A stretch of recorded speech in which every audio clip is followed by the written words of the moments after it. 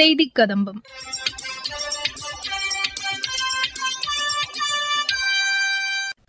இன்றைய செய்தி கதம்பத்தில் ஆபரேஷன் சிந்தூர் நடவடிக்கை தொடர்பாக முப்படை அதிகாரிகளின் செய்தியாளர் சந்திப்பு மற்றும் சர்வதேச செவிலியர் தினத்தை முன்னிட்டு செவிலியர்கள் தெரிவித்த கருத்துக்கள் மற்றும் சமூக வலைதள பதிவுகள் இடம்பெறுகின்றன. முதலில் ஆபரேஷன் சிந்தூர் நடவடிக்கை தொடர்பாக முப்படை அதிகாரிகளின் செய்தியாளர்கள் சந்திப்பு இன்று நடைபெற்றது. இதில் ஏர் மார்ஷல் A.K. Bharti பேசியதாவது: This brings me to the point. How have Indian forces managed to minimize the damage to both civilian and military infra in the country, in spite of the unrelenting efforts by the Pakistani forces? Most of you and the majority populace within the country have had a lot to say about the layered and integrated air defense systems put in place by the Indian Armed Forces, which includes the assets of the Indian Army, the Indian Navy, in addition to the primary air defense assets of the Indian Air Force. As you all are well aware, this robust AD system comprises of a large variety of multi-layered AD sensors and weapon systems.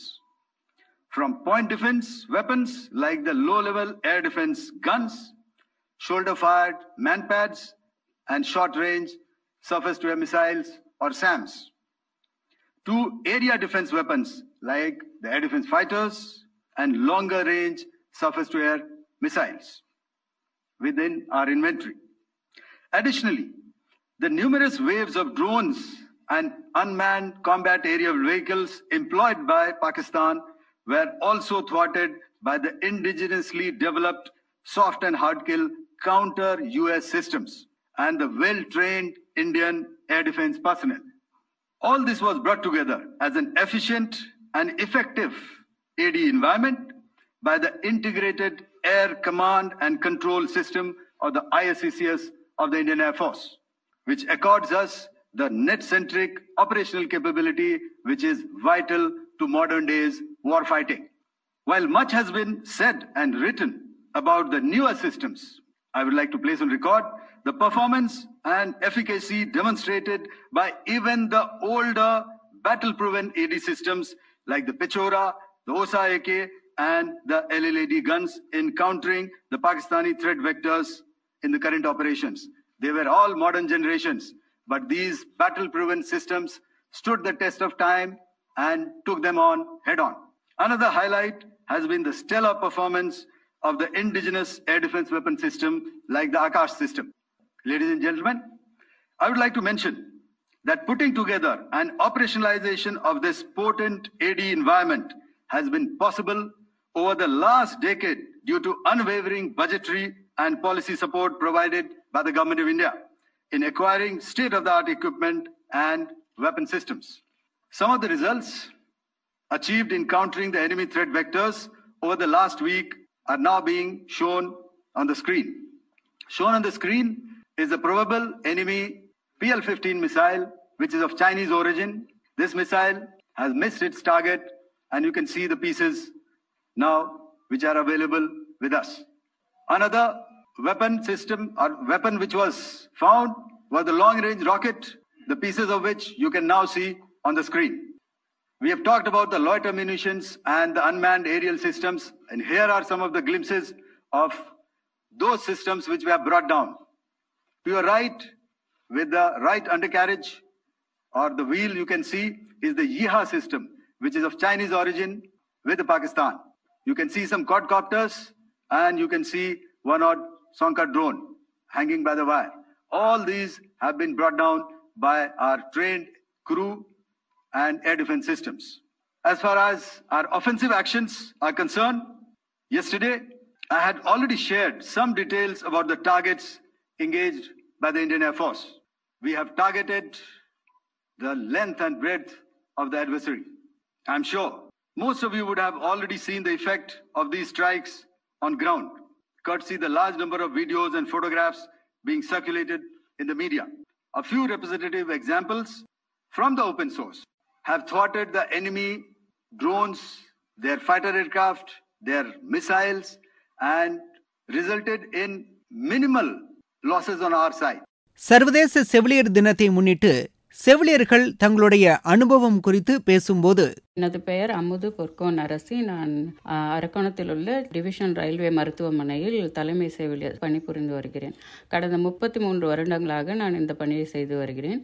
இன்று international nurses டே. நான் ஒரு செவிலியராக பணிபுரிவதில் மிகவும் பெருமை அடைகிறேன். இந்த பணி மற்றவர்கள் நினைக்கும்படி எளிதானதல்ல.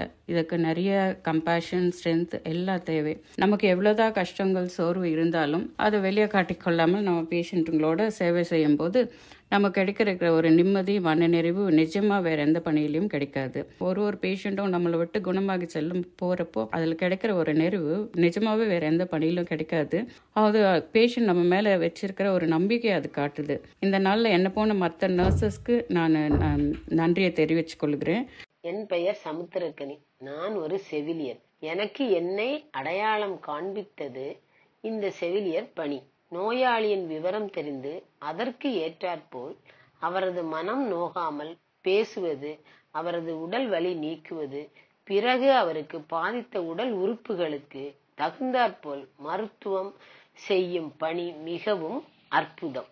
ஒரு மனிதன் மனதில் வலி வரும் பொழுது, உடலில் வலி வரும் பொழுதுதான் நாம் மருத்துவத்தை நாடுகிறோம். எங்களிடம் ஒரு நோயாளி வந்தால் முதலில் அவருடைய தேவையை தெரிந்து கொண்டு மருத்துவரிடம் அந்த நபரை பற்றி எடுத்துரைத்து மருத்துவரின் ஆலோசனையின்படி எங்களது பணியை செய்வோம்.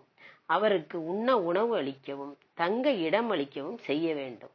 ஒரு மனிதன் வீட்டில் இருப்பது போல் உணர வேண்டும். அவருக்கு சௌகரியமாகவும் இருக்க வேண்டும். அதே சமயத்தில் செவிலியர்கள் தன்னையும் பாதுகாத்து கொள்ள வேண்டும். செவிலியர் உடை வெண்மை நிறம், அதுவே அவர்களின் குணமாகும். இந்த உலகத்தில் இந்த செவிலியர் பணி மிகவும் முக்கியமானது. இந்த பணியை எனக்கு ரொம்ப பிடிக்கும். இந்த உலகம் பிடிக்கும். இந்த உலக மக்கள் பிடிக்கும். நான் முதலில் சென்னையில் எனது பணியை ஆரம்பித்து 31 வருடங்கள் பணி செய்துள்ளேன். இதேபோல் நீங்களும் உங்கள் உடலை நல்லபடியாக பார்த்து கொண்டு என்னைப் போல் இந்த உலக செவிலியர்கள் அனைவரும் எழுச்சியுடன் தனது செவிலியர் பணியை செவ்வனே செய்ய வேண்டும் என்று கேட்டுக்கொள்கிறேன். இவ்வாறு அர்ப்பணிப்போடு சேவை செய்யும் அனைத்து செவிலியர்களுக்கும் எனது மனமார்ந்த செவிலியர் தின வாழ்த்துக்களை தெரிவித்துக் கொள்கிறேன். மத்திய அரசின் சமூக வலைதள பதிவுகள். விசாக் தினம் எனப்படும் புத்த பூர்ணிமா இன்று நாடு முழுவதும் கொண்டாடப்படுகிறது. கௌதம புத்தர் பிறந்த நாளான இன்று உலகம் முழுவதிலும் உள்ள பௌத்தர்கள் மற்றும் இந்துக்களால் இந்நாள் நினைவு கூறப்படுகிறது. இந்நாளில் இந்தியாவிலிருந்து 10 லட்சத்திற்கும் அதிகமான மக்கள் வியட்நாமில் உள்ள புத்த கோவில்களுக்கு மரியாதை செலுத்தியதைக் கண்டு நெகிழ்ச்சி அடைவதாக மத்திய வெளியுறவுத்துறை அமைச்சர் திரு ஜெய்சங்கர் கூறியுள்ளார். இதுகுறித்து தமது சமூக வலைதளத்தில் குறிப்பிட்டுள்ள அவர், நம் நாட்டின் கலாச்சார பிணைப்பை இது எடுத்துக்காட்டுவதாக அவர் தெரிவித்துள்ளார்.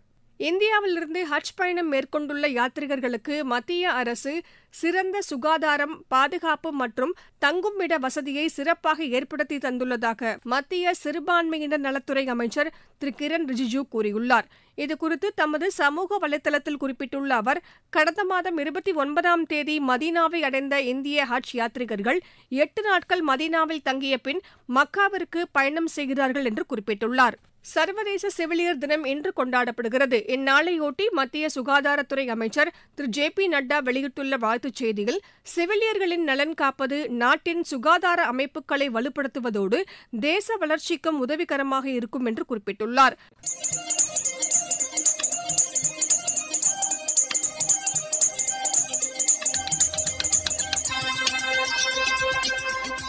இத்துடன் இன்றைய செய்திக் கதம்பம் நிறைவு பெறுகிறது.